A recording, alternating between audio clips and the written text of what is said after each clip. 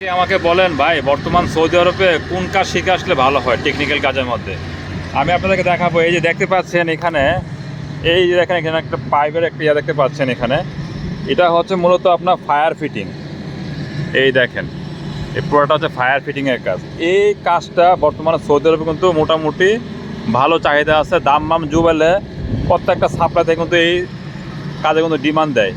এটার প্রতি ঘন্টা হচ্ছে এক এক সাপ্লাই এক এক তারা ঘন্টা ইয়া দেয়।